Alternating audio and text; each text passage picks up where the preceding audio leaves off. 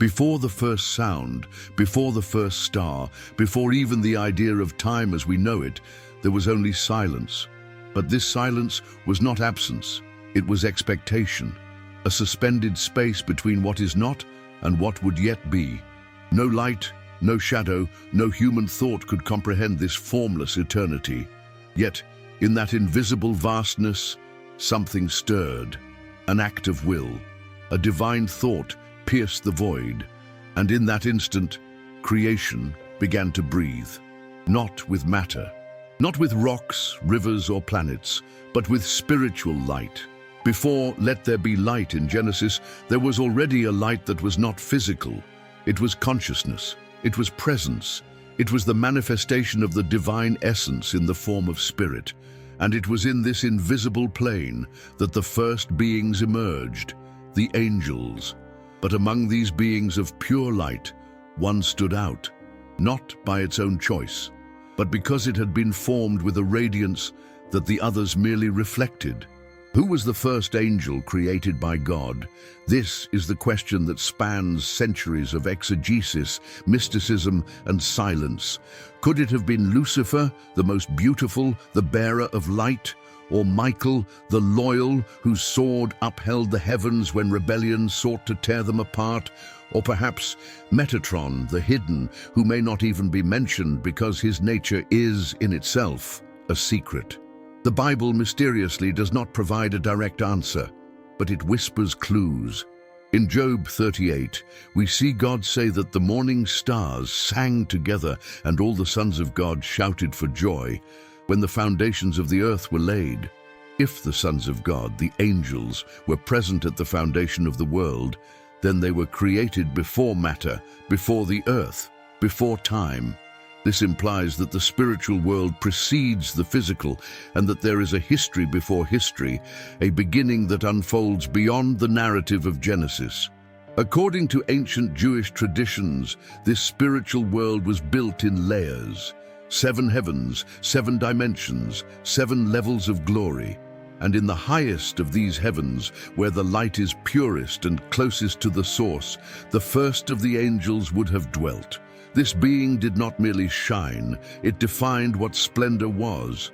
It was such an intense reflection of God's glory that when looking at it, the other angels were reminded of the Creator himself. This being would have been created for a grand purpose, to transmit, mirror, and administer the divine light.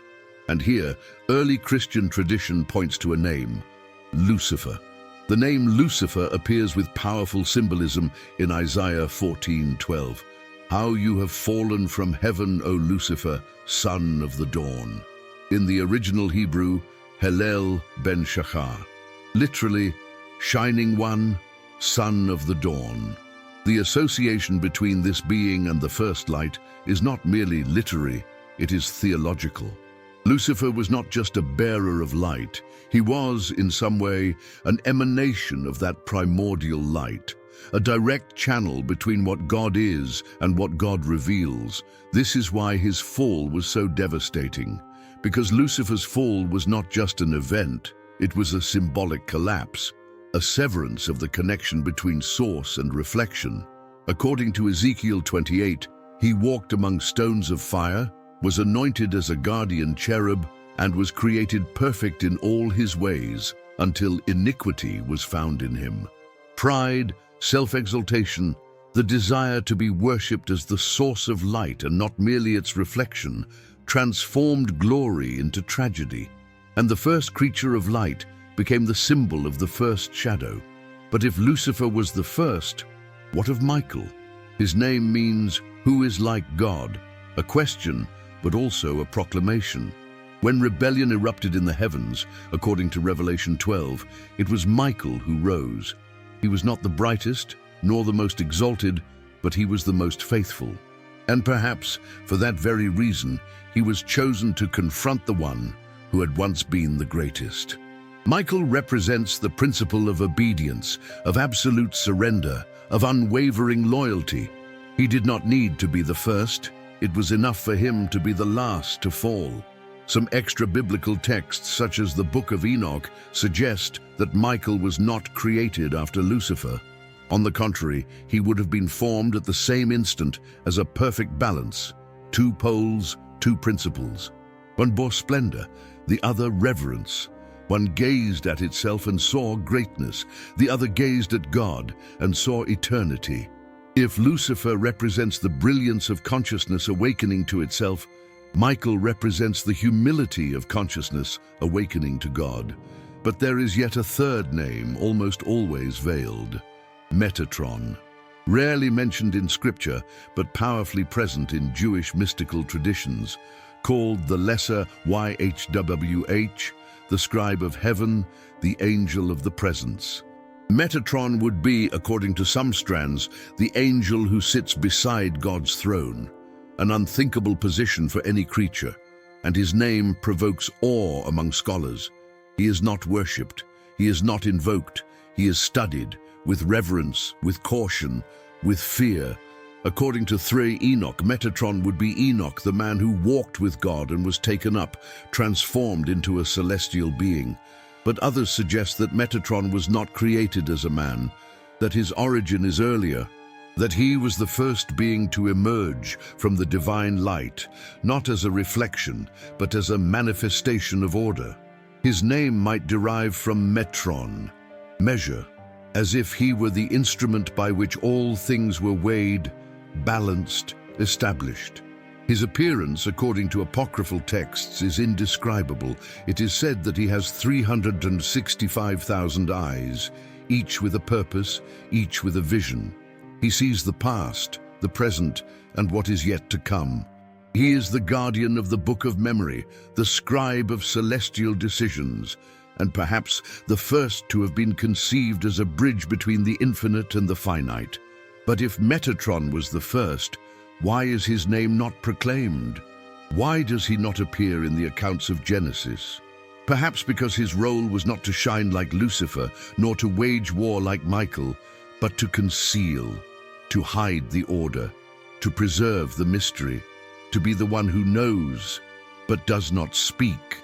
And so before these 3 names, Lucifer, Michael, Metatron, the mystery deepens. 3 facets of an ancient truth. 3 possibilities for the same beginning. One fell, another fought, and the third hid. But what would it truly mean to be the first? The first, not only in the order of creation, but in purpose, the one in whom God placed not only light, but also freedom, because creating an angel with such intense brilliance implied risk. And perhaps the first risk of creation was precisely the granting of choice, not a human choice, laden with earthly dilemmas, but a spiritual decision, to reflect the glory or to claim it, to serve the will or to desire to be it. This was the fork that separated light from shadow, that divided the heavens before the earth was even formed. Lucifer, upon gazing at himself and seeing that he reflected an incomparable beauty, began to contemplate something that had never existed: the possibility of being worshipped, not as a mirror of divine glory, but as its source, a thought, a subtle doubt, a spark of ambition. And so began the first fall, not with shouts or wars, but with a silent desire, an inner movement. And the further he drifted from the source, the more his light became shadow, until there was no return. Lucifer's fall was not merely a celestial event, but a rupture in the balance of the spiritual universe, a symbol of the fragility of freedom even among beings of light. And in the face of this rebellion, Michael rose, not by his own initiative, but by calling. Michael did not desire glory, he desired order. And when the heavens needed a defender, it was he who stood. In Revelation, we see him as the general of armies, battling the ancient dragon, the serpent that seduces and drags down. The scene is emblematic. While Lucifer represents the consciousness that desired to ascend above the stars of God, Michael is the spirit that asks, with sword in hand, who is like God? His strength lies not in splendor, but in loyalty. And perhaps for that very reason, he prevailed, because the heavens, more than brilliance, needed foundations that do not fall. And Michael became that pillar, not the most radiant, but the most unshakable. But the silence that hangs over Metatron persists. While one fell and the other fought, Metatron remained hidden, always present on the margins of tradition, like a guardian of something most will never comprehend.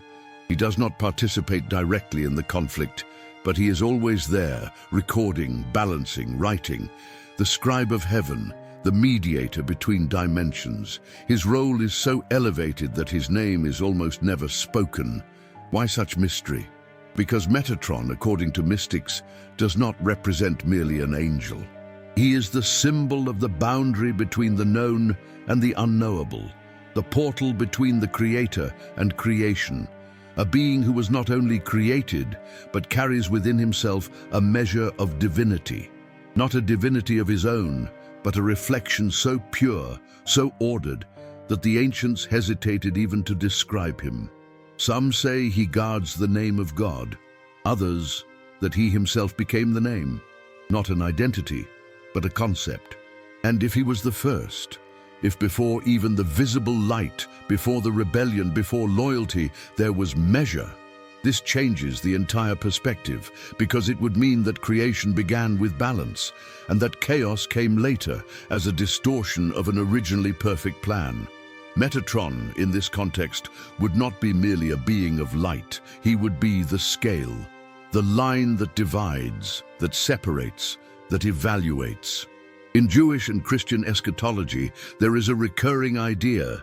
The end of times will be like the beginning, the Alpha and the Omega. What was will be again. And if the first angel had a role in the origin, he will also have a role in the end. In the book of Revelation, we see angels with trumpets, bowls, keys, and swords. We see Michael again in combat. We see the dragon attempting to drag a third of the stars with him. And in some apocalyptic traditions, we see Metatron emerging as the one who opens the books, the scribe who records every act of humanity, every decision, every intention. And here, the symbolism reaches a new level. Because if Lucifer represents the brilliance that fell, and Michael the warrior who remains, Metatron represents the knowledge that awaits, the memory that will be unveiled, the judgment that will be pronounced not by wrath, but by measure. He does not fight, he reveals. He brings to light what was done in the shadows, and thus justice is fulfilled not by the sword, but by the truth. But what does all this mean for us? Why does it matter to know who the first angel was?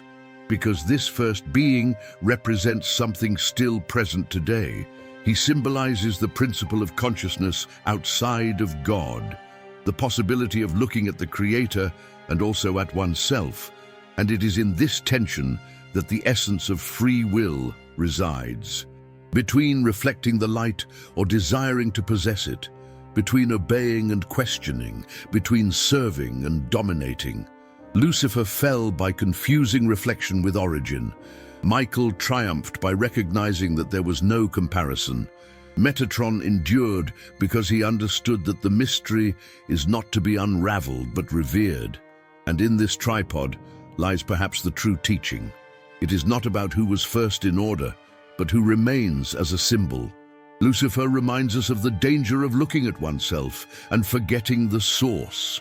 Michael reminds us of the strength of unwavering fidelity. Metatron reminds us of the power of silence, of measure, and of reverence.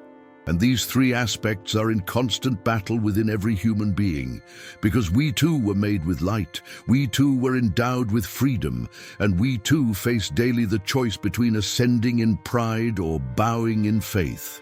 The story of the first angel is, in truth, a mirror of our own spiritual journey. And perhaps this is why God never directly revealed his name, because more important than knowing who was the first is understanding what he represents. And this mystery lies not outside, but within, between light and shadow, between pride and reverence, between what shines and what endures. The first angel, be it Lucifer, Michael, or Metatron, is not merely an entity lost in eternity. He is a symbol that watches us every time we choose between the reflection of glory or the desire to be the glory.